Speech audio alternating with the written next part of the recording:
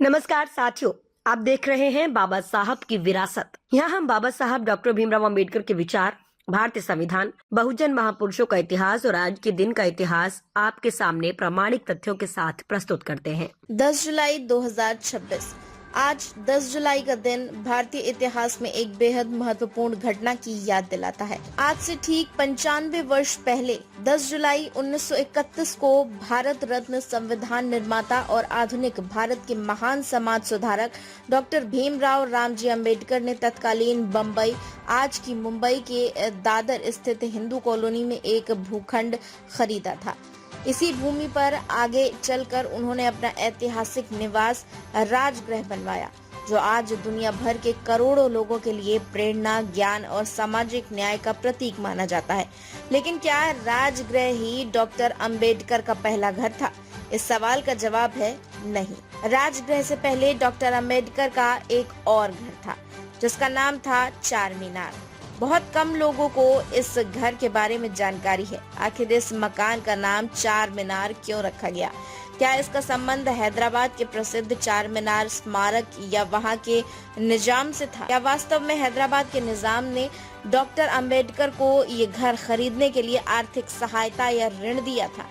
और आखिर ऐसी क्या परिस्थितियां बनी कि बाबा साहेब को अपना पहला घर बेचना पड़ा?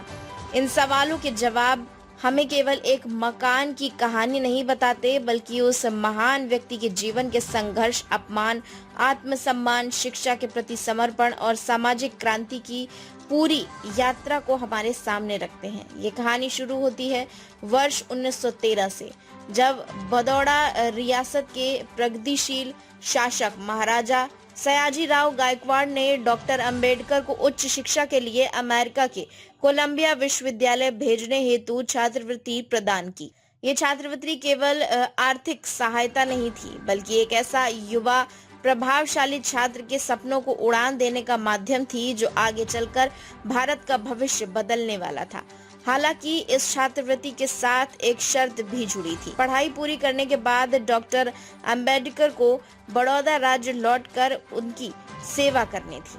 उन्होंने इस शर्त का पूरा ईमानदारी से पालन किया, लेकिन भारत लौटने के बाद उनके साथ जो हुआ उसने उनके जीवन की दिशा ही बदल दी। आज की इस विशेष प्रस्तुति में हम जानेंगे डॉक्टर अंबेडकर के पहले घर चार मीनार से लेकर राजगृह तक की पूरी ऐतिहासिक यात्रा। एक ऐसी यात्रा जिसमें अपमान, संघर्ष है, आत्मसम्मान है, ज्ञान के प्रति अद्भुत समर्पण है और एक ऐसे महापुरुष की प्रेरक कहानी जिसने अपने जीवन को करोड़ों वंचित लोगों के अधिकारों और सामाजिक न्याय के लिए समर्पित कर दिया।